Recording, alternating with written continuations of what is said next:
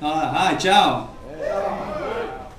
So, I'm from California, and if anyone is familiar with me, maybe 10 years ago when YouTube really first started, I put a lot of energy at a young age to try and get surf music out there more, maybe in a more alternative way, so maybe it's more acceptable for somebody, let's say like in a rock and roll band or something, that wants to cross over into surf.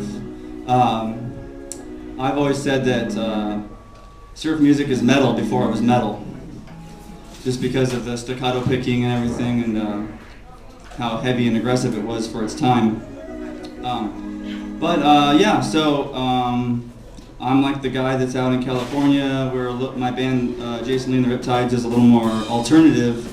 And while I don't technically teach guitar anymore, I like to, either put on seminars or classes or symposiums at Tiki Oasis. Has anyone here been to Tiki Oasis? All right. Okay. All right. That means we need to get a lot more of you out there. Excuse me. I'm always like nervous when I'm doing these things, and I talk, so it helps me relax. But yeah. So what I've done. I wanted to do something different when I came over here, and give a big round of applause to Lorenzo for working with me.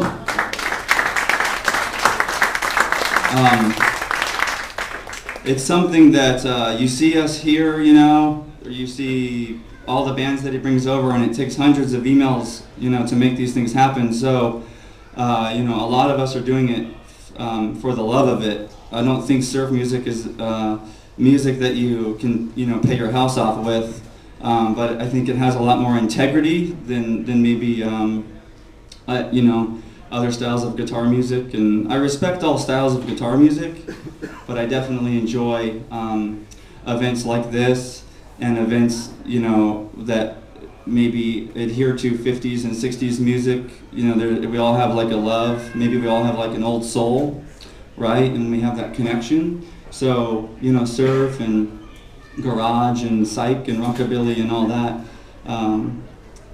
is a nice thing that we can all connect on. I think as big as we think these events are, like Surfer Joe and Tiki Oasis and the Hookie Lau and all these, maybe, in this environment, you might know who I am, but everyone asks me at the grocery store, like, what my band is, and they don't care. And that's okay. I'd rather it be that way. So the one thing I always say when I put on these symposiums is remember that it's something special that we can all get together in one room and talk about a very minute style of music. It's not very big. It's big to us, but it's not very big in the whole scheme of music. So in America, I write for about 5 television networks behind the scenes, and I don't get picked up a lot for surf or anything like that. It's more orchestra or scoring or blues or R&B or things like that. And sometimes they let me do the surf and sometimes like some rockabilly stuff, but it's not used too much, so universally. So I guess what I'm trying to say is it's nice that we can all kind of get together in one room and talk about how cool the music is that we like to play. I don't think I have a rule that I don't think one guitar player is better than the other or anything. You're just a guitar player. You're making music and you're doing what you like to do. And if you can create music that other people can enjoy, then that will keep spreading. So that was my idea, maybe 10 years ago on YouTube. YouTube was just a platform for me to get my videos out there. And things like that, and then like this gentleman has the Reverb Junkies shirt, so thank you for wearing that. If anyone's seen the Reverb Junkies documentary, they did a really good job of going around in 1 year and getting all of us, in one documentary. But okay, so what I've designed is a simple kind of workshop or a class. You can take home the tabs if you want, and then I have on my iPad, which we can use later. You can go on my email list, just me, and I'll email you the audio lesson, like the audio recordings, and then the tabs. So that way you can work on it later. we wouldn't even really call it a class because usually at Tiki Oasis I'll have like 40 people with a guitar on, and I have a big mixer that has everybody ran through it. So it's just chaos. It's like you took Guitar Center. We all know what Guitar Center is. Okay, you took 20 Guitar Centers on a Saturday morning, you put them into one. Yeah. So we make do, right?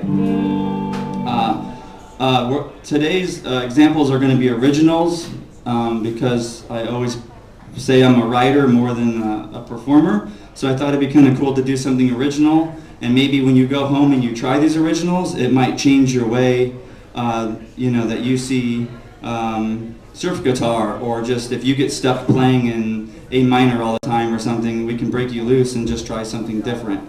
The lessons go in sequential order from 1, 2, 3. So some of them might sound the same. There's a reason they sound the same. It's because you're going to be working in the same relative scale. So that's it. Let me get started on the first one.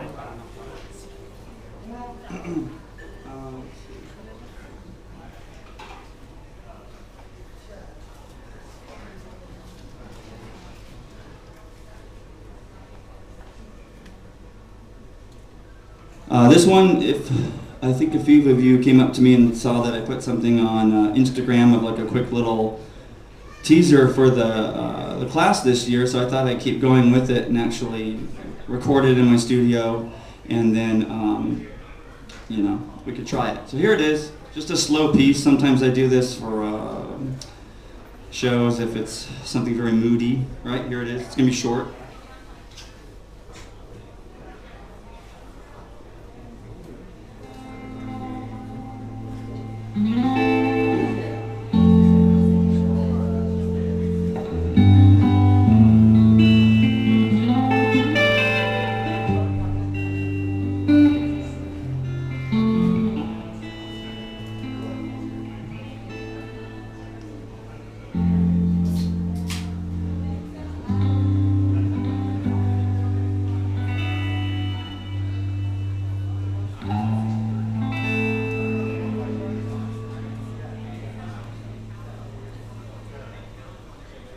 What do you think? Beautiful. Sexy? Okay, I like playing the sexy stuff. I didn't want to come here and play all the super fast stuff. I already know that everyone plays the super fast stuff. I wanted to kind of slow things down. For one, it's hot. And it's just nice to slow things down a little bit. My rule of thumb with music is that, well, it's not my rule of thumb, it's music. But the more space you have between anything, there's more room for error in anything that you do. And I think a good guitar player knows what to do with that space that's given. So if you write a particular song that you have in your head that's cool, that's fast, sometimes it's nice to make sure that it will still subdivide and you can play it half as or twice as slow. Does that make sense? So we're going to go the opposite today. We're going to leave this one slow. But in lesson 2 and 3, you can see how you can speed things up quite a bit. You can actually just double time it. You speed up your BPMs by 2 or twice, and it'll work perfect for like a fast band. So anyway, so for the example, there's no pick for this one. And what I'm trying to do, and I'll play the example again, but I'm trying to keep within my A minor, but I want to start here with this C. So I want you to listen to the timbre of this. And at the end of the example, because I'm using that A, I like where this sits. This example is also going to show you only within 5 frets where the roots are. I specifically wrote it in my head to have this is the root A. But the end goal of it is to land on that A. On a Gretsch, it's going to sound a little bit bigger. Here's the open, but I like because that way I can slide up.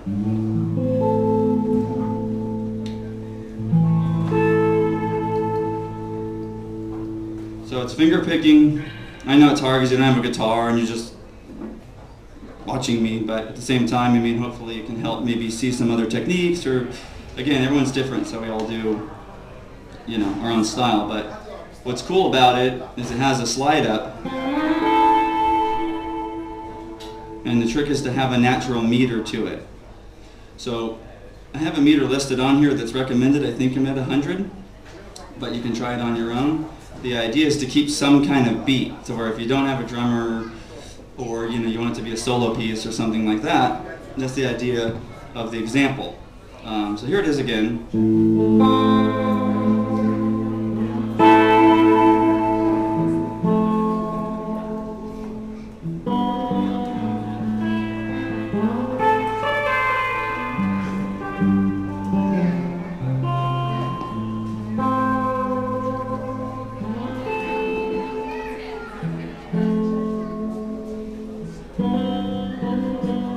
You see where my G is? That already sets me up for my low A.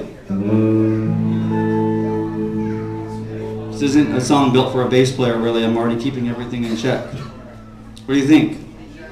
It's cool? Okay. Thank you. So again, I'm already setting myself up. One thing I teach at Tiki Oasis a lot is finger placement. Okay?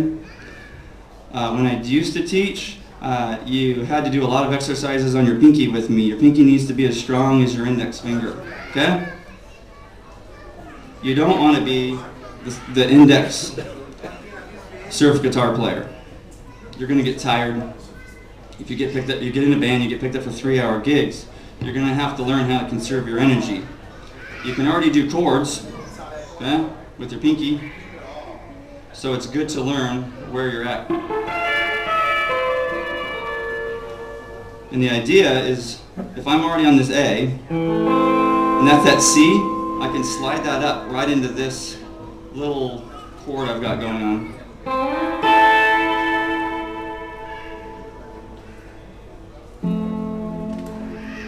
All I'm doing is an F and that A right there on the G string. It's just 2 notes, but it's what you do with the 2 notes that's powerful. So I can play it with chords.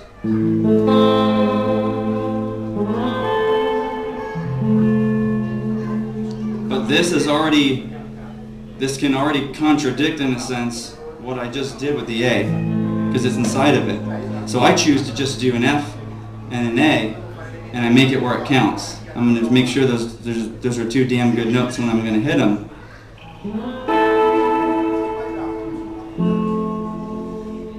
I'll move down to my G section and then add a little repeat of the A minor. I'm going to slide up. It's on the example. Never, just trust me, do not pick it, just hit it once. Okay? So, no pick.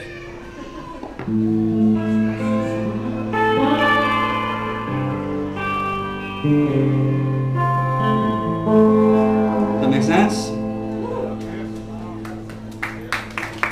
Thank you. The idea is to take your, what do you call it? Your technique, whatever works for you. You don't have to copy anybody, but just learn what works for you. And the idea of the example is to push you a little bit further to where, let me get my pick again. If we're doing a smooth song, we don't need to have it.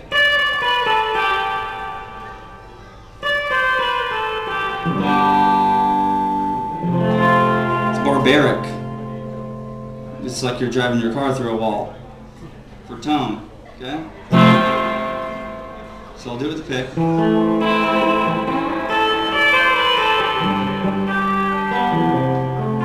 You hear the difference now?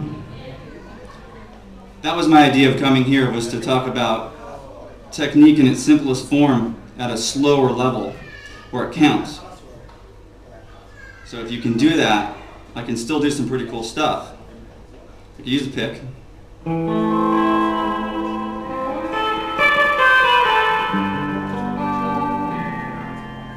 I can pick and choose where I want. I can do a little.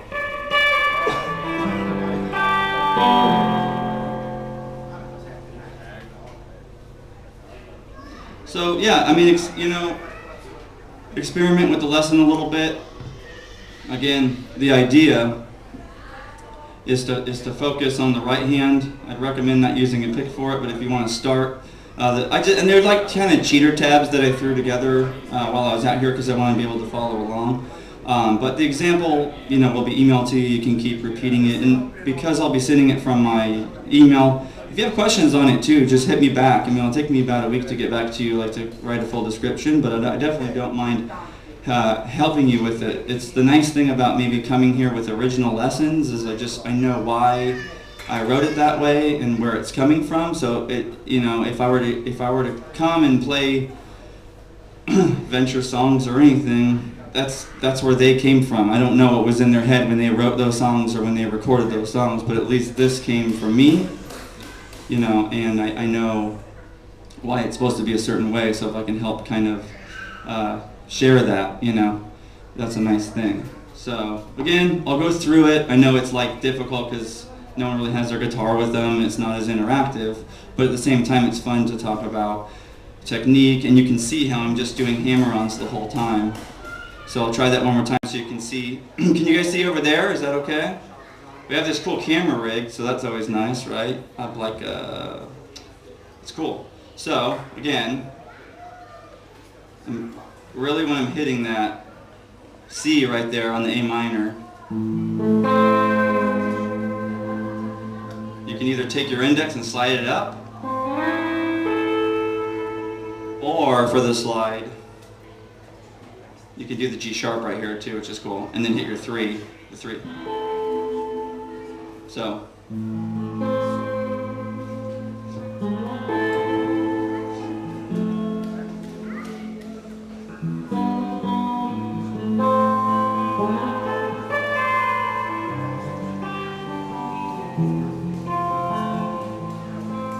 Does that make sense what I'm doing?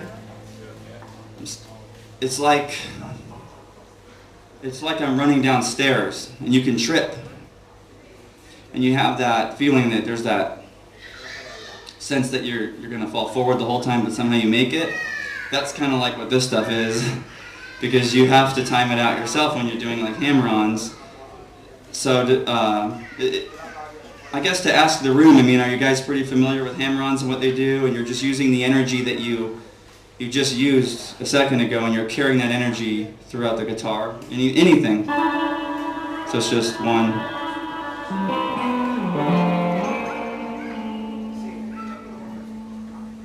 The energy is still probably in that G string, and then when I add it on,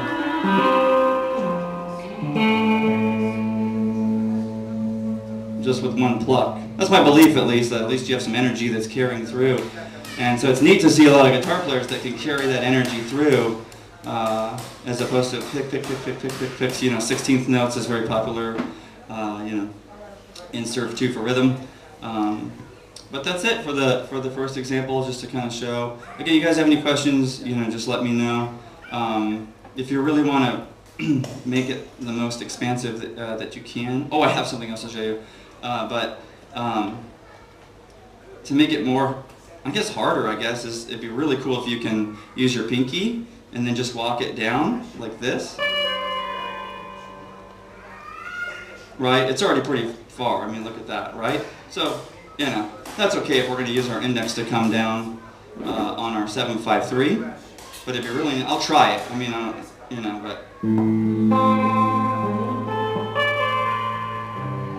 So, whatever works for you, that's the idea. But, definitely try and use the best of your finger spacing too.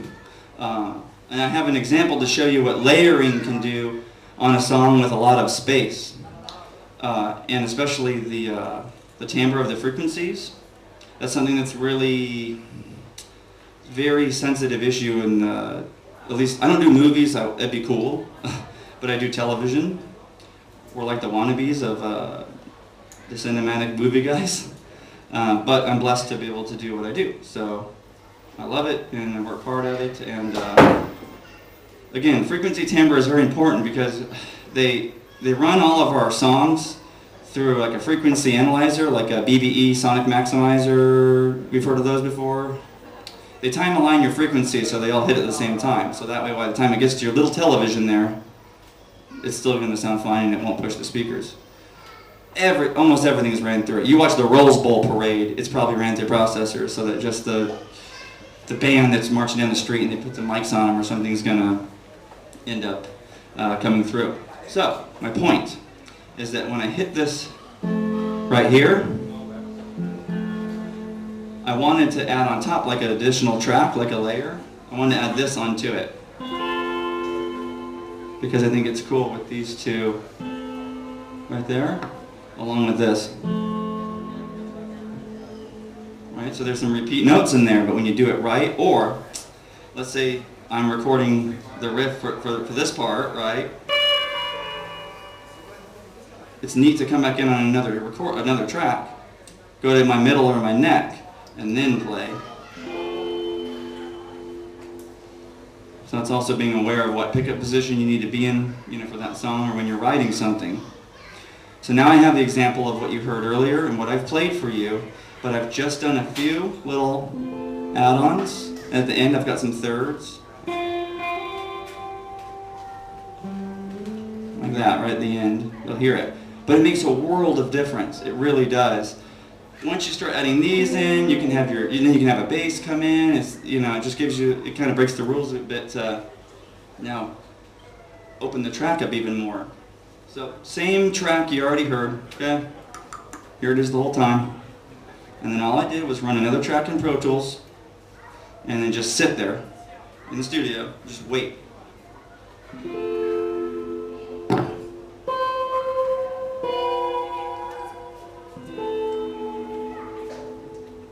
Okay? But again, it's almost like you're writing the rhythm and it's full. You still want it to be complete. And then you add this on top, but it's how you add it on top. It's like a, writer or producer or whatever that, is usable or not. Here it is.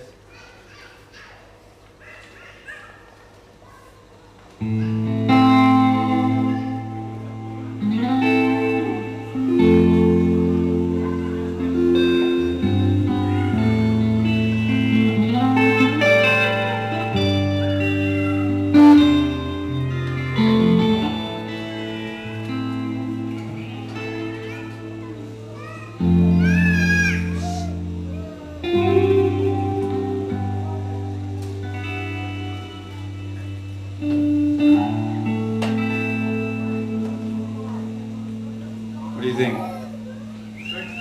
Cool? Okay. Thanks. You're not supposed to hear that yet.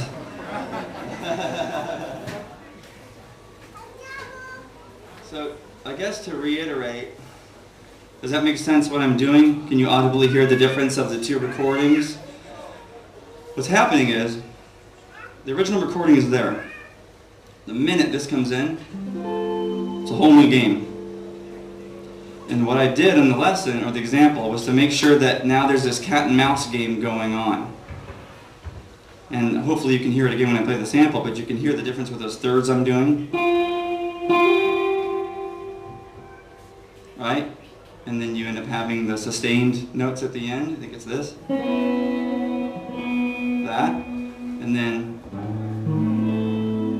So that's what makes it sound so full for just two guitar tracks. It's the frequencies of me hitting this low, especially on a Gretsch, to be honest.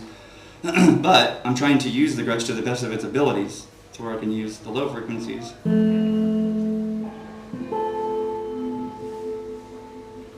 Okay, so I'll play it one more time, and then we'll move on. But I want you to really listen how, and I'll kind of do this with my hands. You can hear one track, the other track, one track, the other track, and I think till the ending they still don't connect until the last A minor, right there, because it's like that. Okay.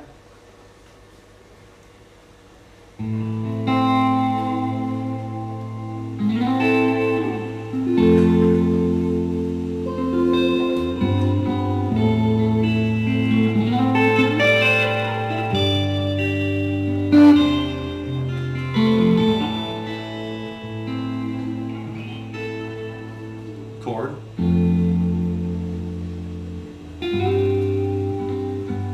See, whole part.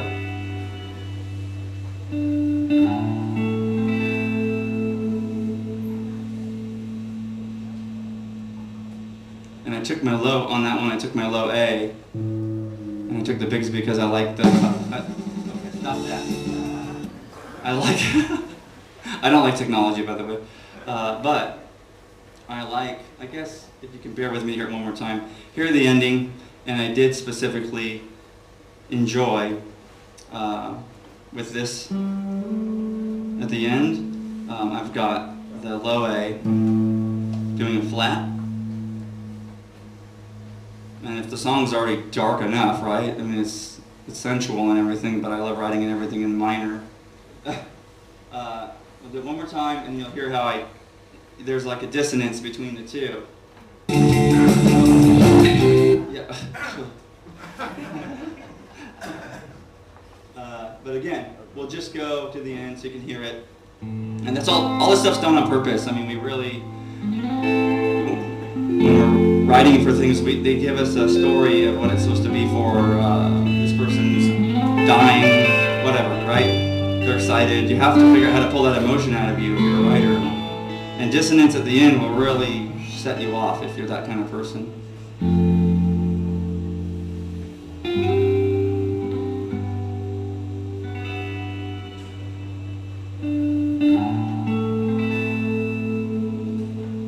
There it is.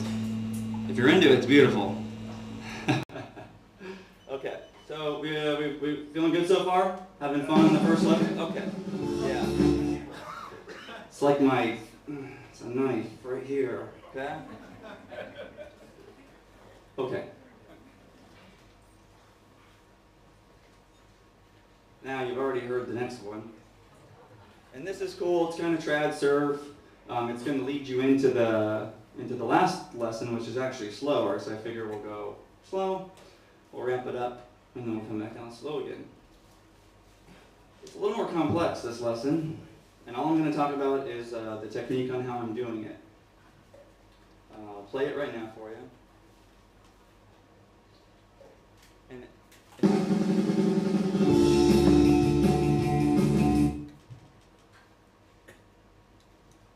there it is.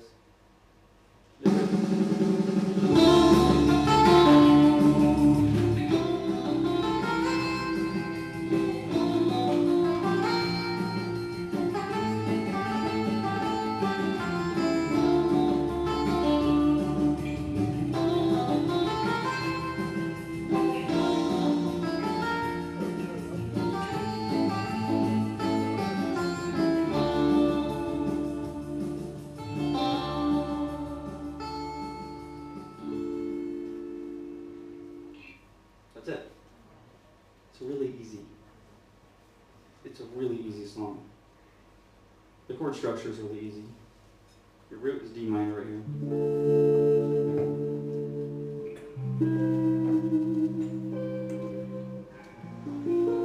We've heard the progression a million times.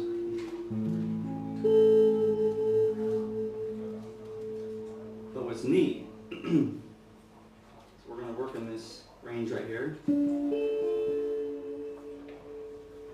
And the idea to get that fast part done, you'll see it in the example, I mean it lays it out how to do it, is it has little stop mutes on it. Okay?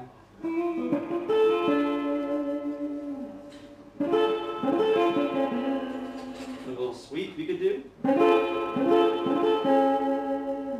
So all you're doing is a little hammer on, but you let off.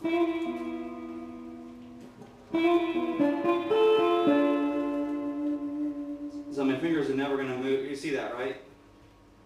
My fingers are never going to move for the majority of that riff. I'm going to do some moving around, you know. Or sorry.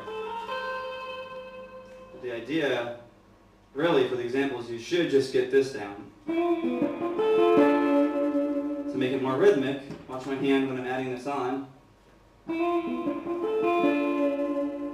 can do anything with it.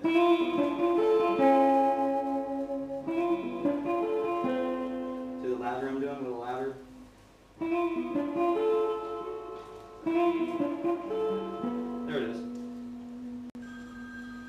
So, in my opinion, it's not irrelevant, it's just neat for the songs. I whipped it up out of my head. But once you get that down,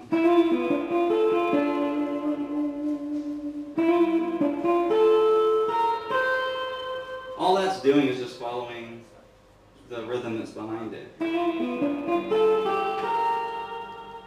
You could add stuff.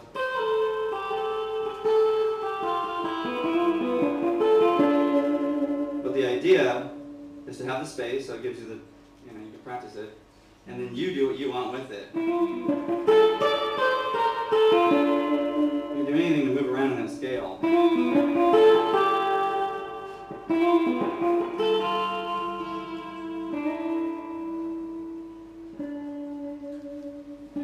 So I wanted to come up with kind of a cool lesson that sounds, it's classic, it sounds, moderately fast and things like that, but you really just need to be working in this range the whole time.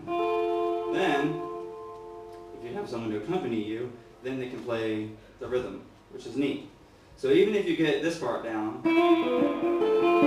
you can just loop that. You can just play that over and over and over again or until you get it. Then have someone come behind you, and then they play the rhythm, and then hit these high notes. Now, because you're not really hitting those on your sustain.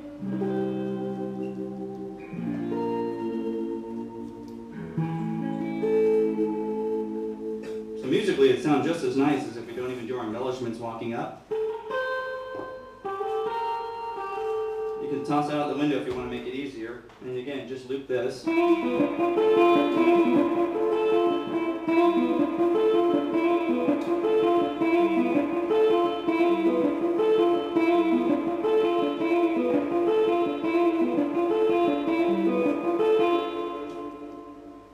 The idea is to just, for this lesson, to get that exercise down. I'm a little nervous. But generally, I just don't even want to be thinking about it. And if you're in a band, and I see a lot of bands here, it should be easy for you to know your material. You shouldn't be that nervous before a show. I'm playing at 1 a.m., so hopefully if you guys want to come and see my band play, it's an okay show. So that's why I bring the Go-Go Girls, to bring the level up a notch, right? But I am more nervous driving to a show than I will ever be. I don't care what the size of the crowd is or how important it is. I don't care. I am more, this is me, I am more, that's okay. I am more nervous driving to a show than I am playing the show. I grew up in a music family. I knew what it was like to perform. I like to kind of turn on, like, whoop, you're ready to go. And I also have a belief that if you're going to go watch somebody play, they need to rise to the occasion and somehow entertain you.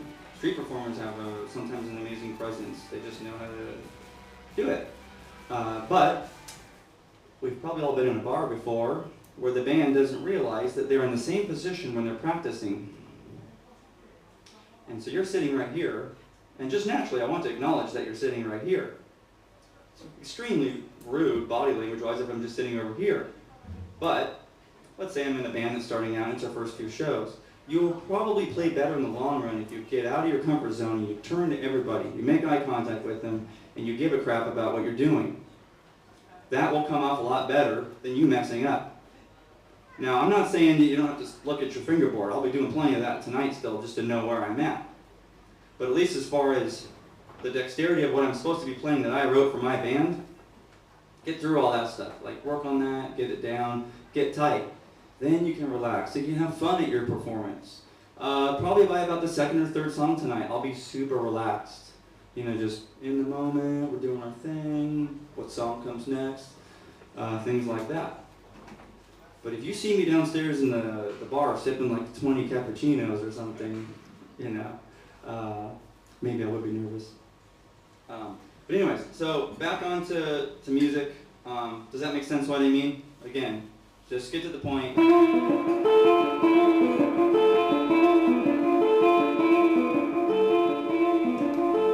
can watch my pick. It's just 1, 2, 3, open 1, 2, 3. That's it. Very simple.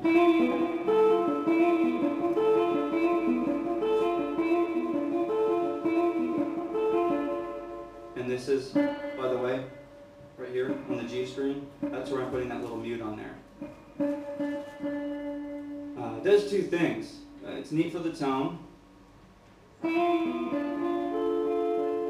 That's open, but if I want to make it really more staccato. And it helps my timing, to be honest. Anything that can help your timing, right? So you've got a progression.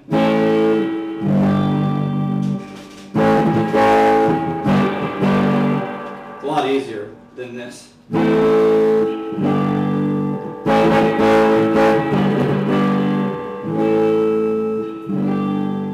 Again, there's more space. You can screw up. I throw the drummer off, right? That's the idea with the stop mute on that lesson. It keeps you on track. Again, you're running down the stairs. You could fall forward. That's the idea. So you might trip up, so just get back on course. See?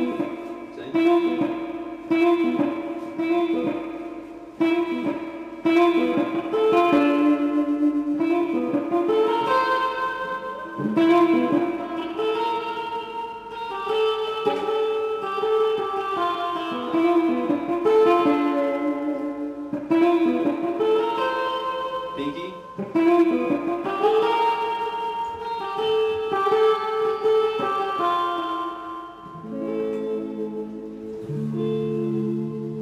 That make sense? Thank you.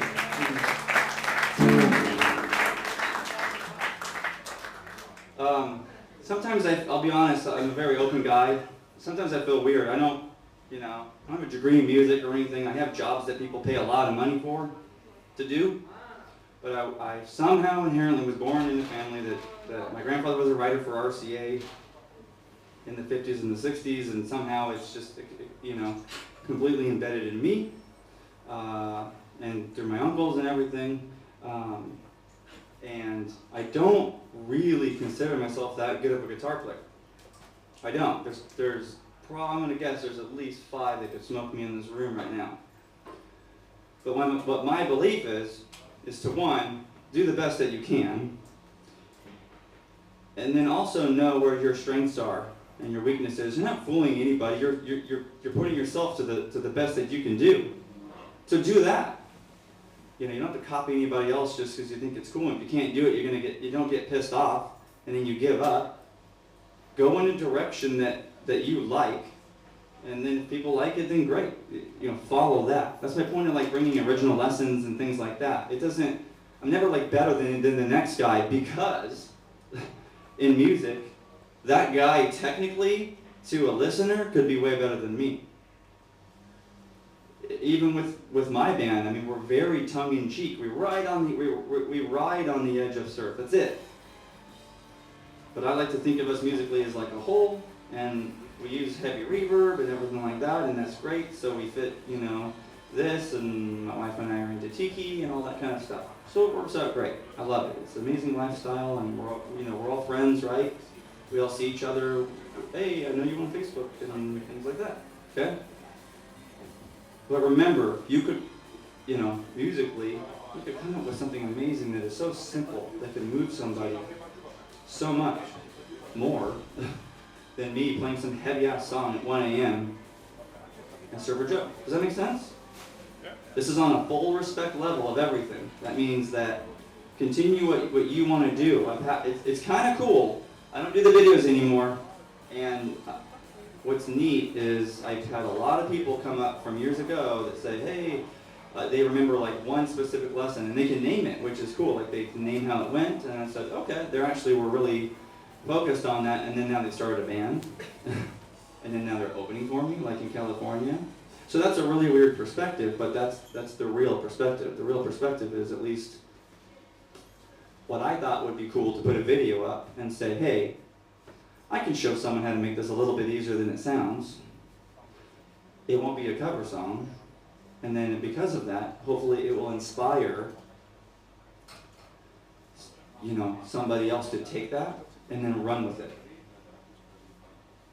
And if he comes up with something that is just so cool that I become a fan of it, which happens, now it happens more, I'm really excited, because then I realize that I get to take a back seat and watch maybe other things come about, and then I just go do maybe what I want with the band, or we're changing. I have an orchestra, 12-piece orchestra show that I'm doing in September in Huntington Beach. That's a secret. Yeah, well, it literally is. She knows. She's one of the only ones that knows. Anymore. Well, okay, I don't think they're all flying out for it, Marie. Hey, and by the way, I don't know if Marie can assist me or someone can, but you guys are all getting Gretsch t-shirts from Gretsch. Okay, so they sponsored this. This is class is on me, so they came and they wanted to get some stuff out for you guys.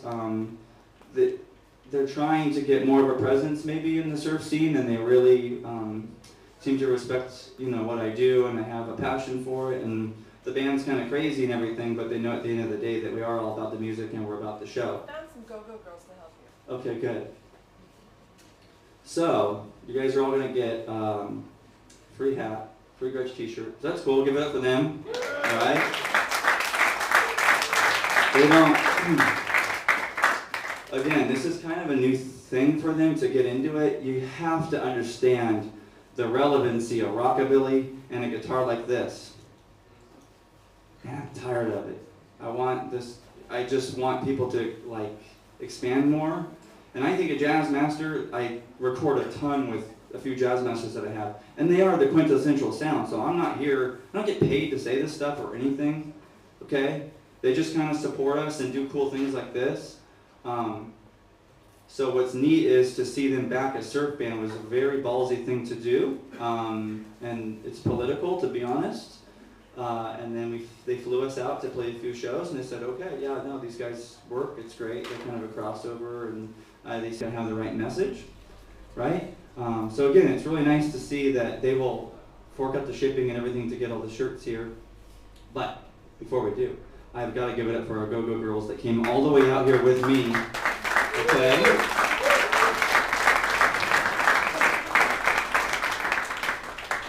So if you guys don't know, and that's fine, about Tiki Oasis and the Tiki events, because we really are more of a Tiki band. I understand that we maybe surf, and I can teach surf, but we're really a Tiki band, and what we're about now, as of maybe the last 5 years, is more about the environment, the show, the friends. We want everyone to be a part of the show that we do. We're not up here playing music for you. We are in a room together doing something. So someone that's dancing, or they feed off the energy from the girls and things like that. That's what we are as a band now, so you're probably going to see that tonight. There's not a lot of solos from me. It's not going to happen. Lorenzo's brother Luca was nice enough to play organ for me, and he has some solos now. So literally in rehearsals for the last few days, I wanted to make it different, and Luca wanted it too, so we just said, hey, let's have him do some solos this time. I want him to be part of it and be part of the energy of the show. So anyways, my point is, if you're familiar with California, if you're familiar with Tiki, these are the girls, okay? That's my wife, Michelle. In the red. Okay? And a lot of you guys might know Judy Luck. So she's danced with many bands, the Hula Girls, and done private nights for, different events up in NorCal, things like that. And so the girls are now expanding too, and they have a separate entity called Riptide to Go-Go. So it's not about them with the band anymore, it's about them and us together doing one thing. So that way the girls can go talk about go-go and how that was a whole culture and subculture in and of itself. So now they're doing more shows soon, right? Like booking out, and then they'll be doing their own thing. They're gonna bring the boxes, and and that way when you got the 60s DJ throwing his vinyl down all night, you got girls to get people to come out and drink to. It's just fun. We're trying to bring that back too. We're trying to bring the show element back to what this subculture is as well. So anyways, I will move on to the next lesson, and that's cool if the girls could just toss the shirts out. Thanks, ladies. By the way, we've been on a 12 or 13 mile, that's 20 kilometers every day we keep walking. So they still have to dance tonight at 1 a.m. in the big go-go boots. Okay? So if you come to see us tonight, which I hope you do, because I hope you can see what I'm talking about, and you can see some of the elements of what I am talking. I will do some very crazy Bigsby stuff too that you might have never seen before. So please, if you can, this stuff is free. I mean, Lorenzo, Luca, the whole crew, everyone here has been so nice to to us, and it's not me just saying it to say it, it's that sometimes that stuff gets forgotten. Oh yeah, that's Surfer Joe show, so of course he does it. It's long nights, it's everything. It's me sitting in my studio the whole time, putting together, you know, a lesson format because I want to keep spreading the music of it so more people can keep going on. If you guys are looking for specific sizes too, you can always get back with us. The majority that was sent was mediums and larges, that's what was recommended, but we have smalls, I believe up to XXL on the shirts too.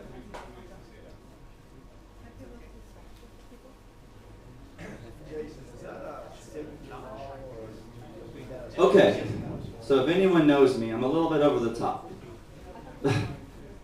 I mean, not so much now, right? But I thought to myself, if I'm going to go to Italy, I mean, my God, I'm going to go to Italy, right? I'm going to get my Gretsch custom painted, damn it, just for tonight's show, okay?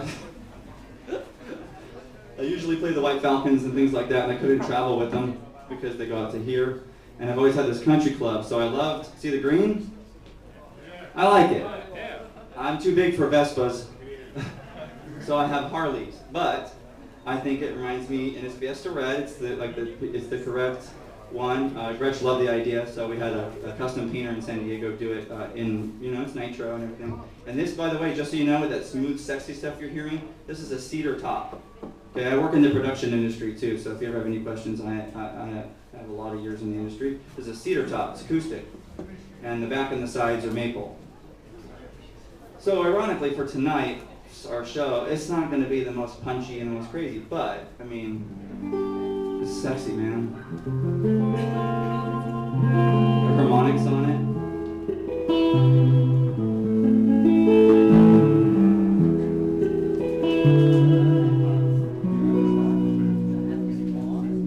There's that feedback that the Gretches get, and if you know how to do it,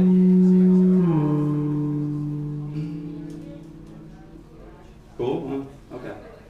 So, moving on to the third one. I know it's hot, so I appreciate you guys bearing with me here. It's going to be hotter at 1 a.m. Okay. This is a lesson that is... Hi, Luca. This is a lesson that you can play twice as fast. I already have the beats per minute set on here. I don't recommend practicing any of the slow stuff with a metronome. If any of you guys saw my Instagram post, the reason this part is on here on the first lesson is for timing issues. So I forgot to mention that once you do that walk down, gotta jump to that hammer-on the low G. Gives you the time too, strum.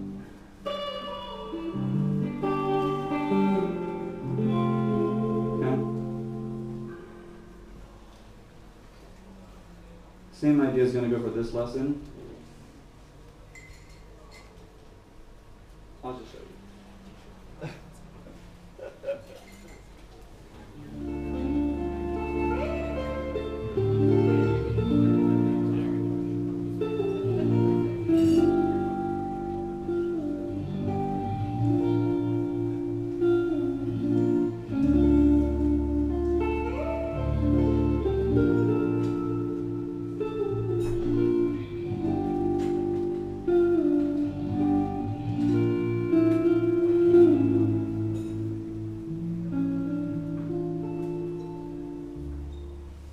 What do you think? Sexy?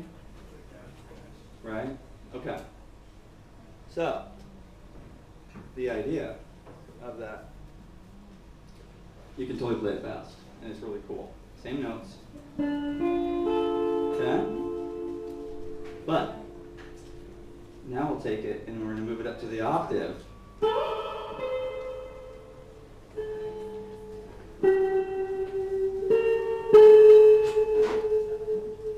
Again, it's what you do with it. Did you hear how the solo was playing off of the chords? It's not in time whatsoever. In fact, when you hear it on the turnaround, I am specifically playing it with a retard on it, where it's backed. I'm going to play it one more time. I really want you to hear. And that's if we're not dealing with time code, the industry stuff we have to deal with the TV shows, if they say, no, we want it, it's a free, it's a, you know, what do they call it, stab or something, but it's just open. There's no rules, just see what you come up with and see if we like it. Well, I'll push the rules on that because it gives it a much moodier feel. This goes back to the first lesson where, again, it's what you do with the timing. Now generally, we want to make sure that we're on time, but if I'm just doing some rhythm and some guitar and a little bass, it's neat to stretch it a little bit. So again, I'll kind of point when you hear the turnaround again, and I want you to hear the chord where it goes to the, this is on the beat.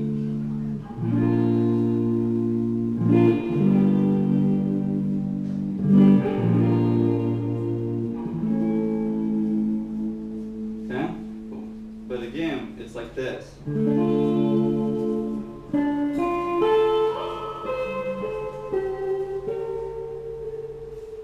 Behind it after that point, and it's neat. There's a neat play on what's going on between the rhythm and the solo.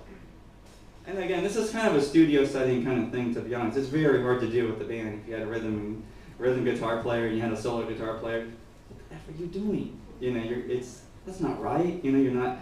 Again, this is more coming from my writer's side or from the other work that I do, where they give us rules, right? And I love syncopation. I love slowing things down or speeding things up, getting on the front of the beat, on the back of the beat. All that has a purpose. We were rehearsing with Tony, our drummer, today, and that was a thing too, where we were actually, I hope you guys come because we have a really cool part in this one song. We specifically throw a huge lag in it on purpose, and by the time we come into the second bar, it's exactly, we all hit like right at the same point. So it's kind of neat. We're just changing it up tonight. But here it is again, and I'll point out on the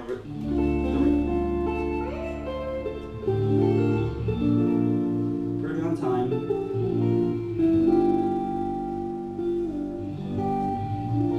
Okay, now listen to the chord right here.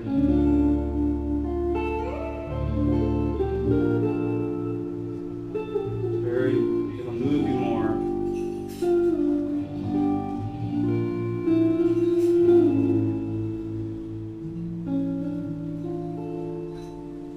There's little nuances that I did in there where I accent the flat more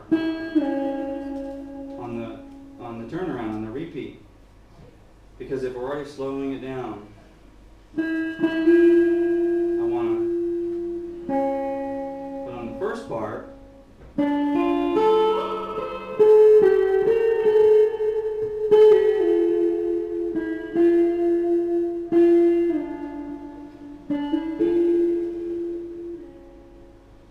don't pluck that. Then on the turnaround, on the repeat. It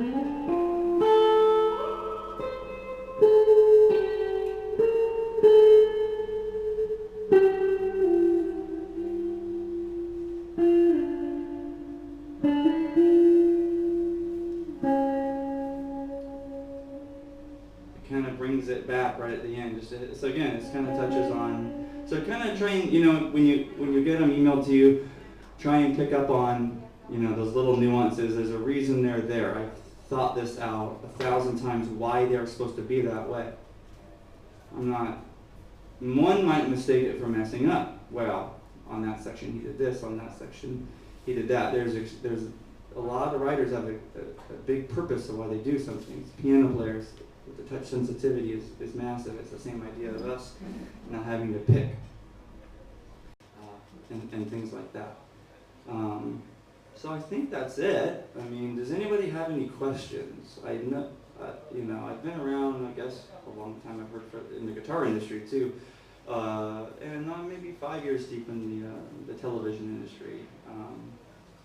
Does anybody have any questions or anything? What's your general setup? Just the reverb, straight? Good question. Yeah. So he's asking about what my general setup is. Usually at home I'll use a 64 or 65 Bandmaster or a 65 and a 66 dual showman. I always keep those rigs in full rotation, and then I have a lounge band too that always uses the Bandmaster. I usually either rebuild or modify my own tanks, but I'm starting to fall in love with Lorenzo's new tank here, even after hearing it, so it's kind of cool. He's created a portable unit, and when the band flies around, I usually have to take my reverb tank on as carry-on. So I haven't seen that yet. I always thought it'd be cool one day to see another guitar player carry on playing like a reverb tank. It's so cool, right? But we all know, we all should know in this room that, you know, a reverb tank is the real way to go. Obviously this has the springs in it and everything, so you want to at least make sure that you're on that mark. There's some neat pedals out there. God knows I've done reviews on, you know, a lot over the years on YouTube for companies, and that's cool, but we all know at the end of the day, you know, you either want to be able to kick it or you can, you know, hang it. You can do all the cool things that make them tube powered. Remember, that's the difference with a separate reverb unit, is it's tube powered. It's going to have, you know, 6v6 power tube, a 12AX7, and then a 12AT7, and it's just a certain recipe. That's a certain chili that Fender created that tastes really damn, you know, tastes damn good, right? I mean, everyone, I'm sure every band here, you know, during the weekend is using that. For the Riptides, I use a boost pedal from Nocturne. They're out of California, so small hand-built company. Optical tremolo. I have Bandmasters and Showmans, but I don't use those anymore. I use an optical tremolo. They work great too. And that's about it. I really cut my rig down when I was younger. It was cool to have like 12 pedals and things like that, but the less we got, you know, maybe experimental and things like that, I just wanted to keep it clean. Do you effects loop them? Or Nope, I always go front end because that pushes, thank you, that always pushes the reverb tank. So if I'm going to use my boost, I'm going to damn well make sure that I put the boost in front of the reverb tank. That's going to push the tube more. I also use a 6K6 tube. So if any of you guys have your reverb tank already, do yourself a favor, get about 5 new old stock 6K6 tubes from a supplier on eBay. 4 of them will probably work really well. 1 will be a piece of crap. And then you need to do the preliminary work to go through that, and it clips quicker, it's smaller, so I believe the plate hits quicker, and it gives you more of an aggressive sound, even if you're doing traditional, because you can still back it off a little bit and get the desired effect. So yeah, that's kind of my rig rundown. I've simplified a lot over the years and really cared about where I'm at on the fingerboard and not using something else to maybe either one mask it or make it sound very special, right? We all know how that goes. So, any other questions? Oh, yes. Before. Because if you put the reverb before tremolo, you're taking, in a sense, a delayed circuit, and you're trying to make it chop that up. So there's speculation, but if you're looping, that's a different story. But if we're talking a series in order, you should put your tremolo generally before the reverb, because you're not getting a delayed circuit that then that's trying to do this too. Anything else? Good question. I like heavy strings. They make me work harder, which is good. It gives you, a heavier right hand. But then I use .50 picks, so I like really thin picks, and I use the one with the hole in the middle to get extra thin.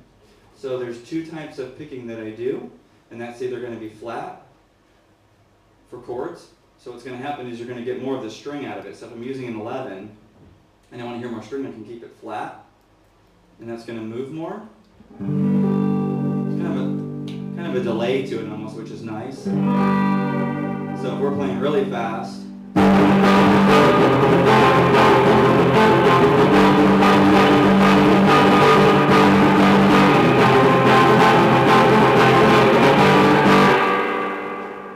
you have to physically work a lot harder on the thinner pick, but there's something about going a little faster than what's actually coming out that gives you a certain kind of sound as well. So having I use 11 to 50 for the strings, and then again having the thinner pick kind of helps. Also in the middle of, like, let's say a Riptide song, it could be super crazy, and then out of nowhere I'll be doing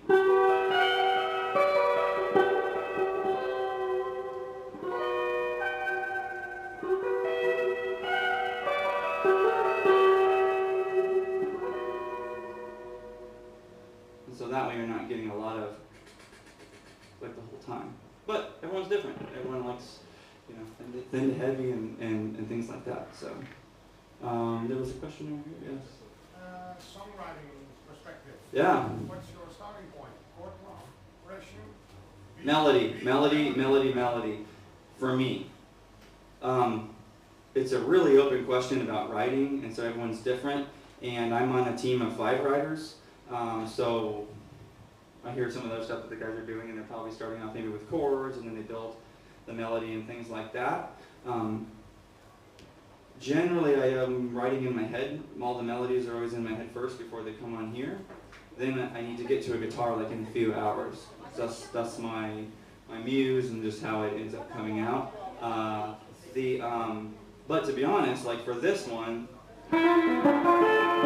that was more constructive. That was just more like, let's break something down, let's write something specifically for maybe a workshop or something like that, to say, let's get down to the nitty-gritty of something that can help somebody with dexterity, with speed, timing, things like that. Now, the other one though, with this little walk-up,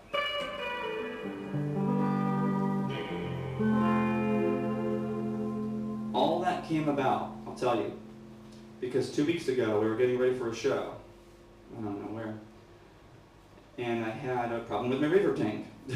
So I was switching out my new old stock tubes. And in doing so, I just had the riff really quick, just on the.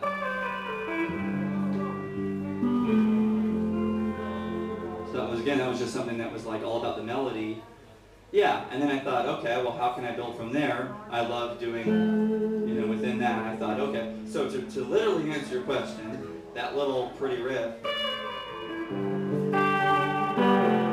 was what first hit me, like this swooping, natural meter that you need to keep. No metronome, no drummer, no nothing like that. Okay. Then I started thinking of the, and then to build on it.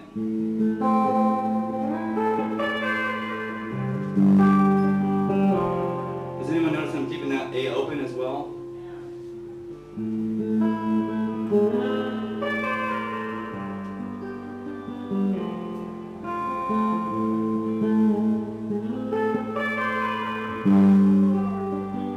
It makes the G have a lot more. So, first of all, you're keeping the energy open, sorry, on the A, but it's neat to just come down.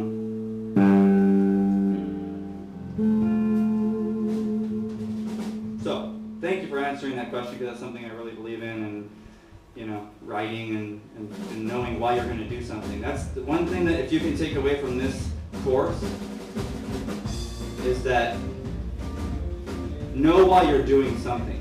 Why are you going to the store, right? I'm horrible at that. I mean, that's where my wife's like the best, because we're gonna get a list together, we gotta do this. Okay, cool, you're right. But as far as music, know why you're doing something, okay? Know where all your ranges are gonna be. So if you're gonna write a song, and you're gonna write with her, there should be a purpose on what range you are in on the bass to complement where you are at on the guitar. Now, that doesn't mean that like bands like the Bomboras that did a lot of unison things that, octaves, things like that, all that kind of stuff. There's a place for that. But the idea to sound bigger, if you can come see us tonight, is you'll see why we sound so big with just one guitar. That's the idea, is to make the other guys, the bass player, the organ player, they all need to be in the different ranges. We never want to walk on each other. But when we do walk on each other, that's something special. That's the idea. Okay? So you'll watch Luca and I do a few things where we do a unison run. Okay? On Batman, we have a Batman song tonight. Okay?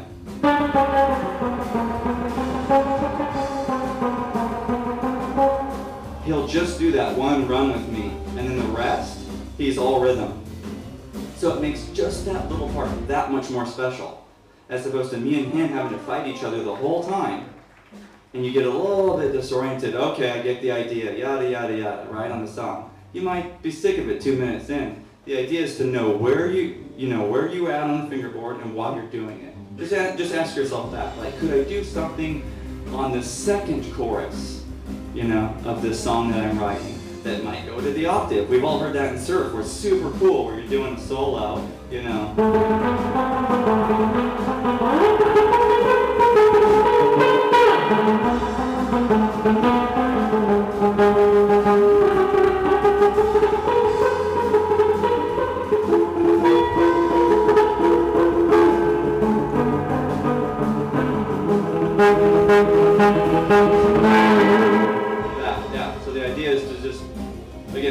some passion behind what you're doing, you know, and if you are new or you're learning things off YouTube or you got a DVD or something, just take something that you learned and try to do something, you know, original with it. Like just take it off with your band or with your roommate or your whoever and just try something with it. I'm not saying devote your whole time to do a band or anything like that, but just try something maybe original that you learn, and hopefully these lessons can help you guys with that. So I brought some stuff. I'll have merchandise down there.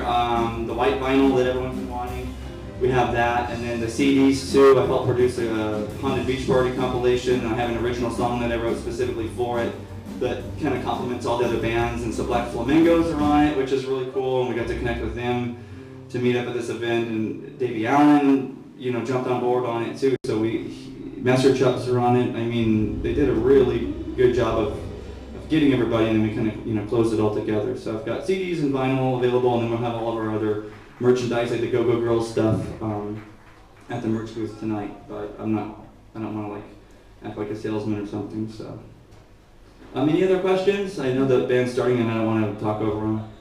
A quick one on the muting. Do you mainly palm mute, or do you use your fingers, left hand, anything like that? Great question. For feedback with the Gretsch, I'll use my left hand, and then for chord palm muting or stops like I did, so that's going to be right hand. But it's a good question. He's asking about do you use your left hand to palm mute? Okay. Sorry. Some will like lay their finger on it. If you're doing a chord, I could do that with it.